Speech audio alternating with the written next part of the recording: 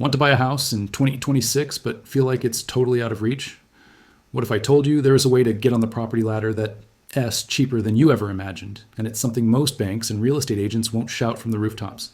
Stick around, because by the end of this video, you'll know the exact strategy that could save you tens or even hundreds of thousands of dollars on your future home. This isn't about some get-rich-quick scheme. It's a solid, actionable plan. Let's cut right to the chase. The single cheapest way to buy a house in 2026 will likely involve targeting distressed properties. Now, I know what you're thinking. Foreclosures, auctions, houses that are falling apart. And yes, that's part of it, but it's a much broader and more accessible market than you think. Distressed properties aren't just for seasoned investors with bags of cash. With the right knowledge, a regular home buyer like you can tap into this hidden market. So what exactly is a distressed property?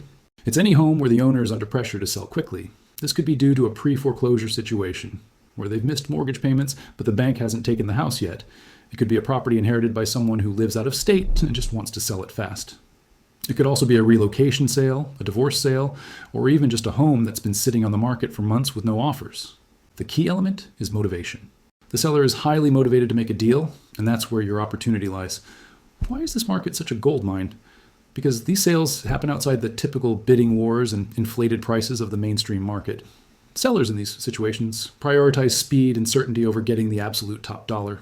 A clean, quick offer, even if it's below market value, can be more attractive than waiting months for a slightly higher price that might fall through. This is your leverage. Banks won't tell you this because they profit from larger loans.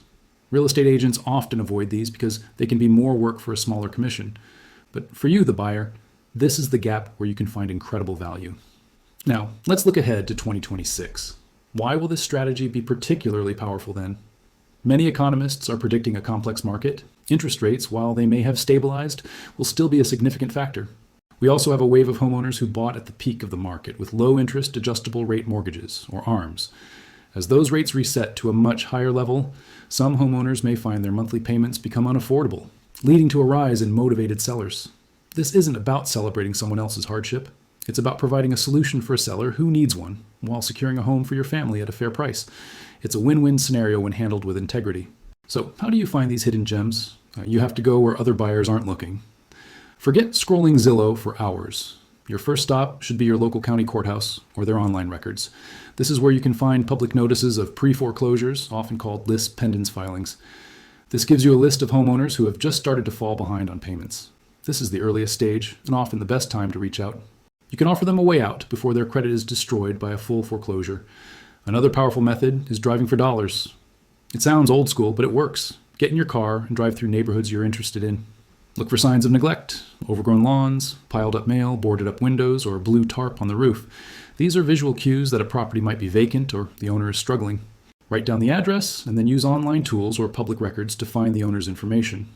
A simple, polite letter explaining that you are interested in buying their property could be the exact solution they've been hoping for. Don't overlook estate sales and probate attorneys. When someone passes away, their property often has to be sold to settle their estate. The heirs might live far away and have no emotional attachment to the house.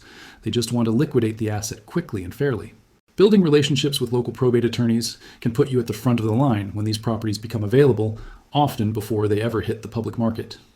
Okay, let's talk about financing, because this is a huge hurdle. Banks can be hesitant to lend on a property that needs work. So, what's the secret?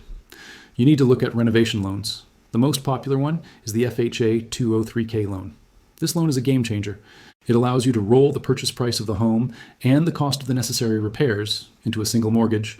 So you can buy that rundown house with great bones and finance the brand new kitchen, updated bathrooms, and new roof all at once. You close on the loan, a contractor does the work, and you move into a beautifully renovated home with instant equity. There are other options too, like the Fannie Mae Home-Style loan, which works similarly.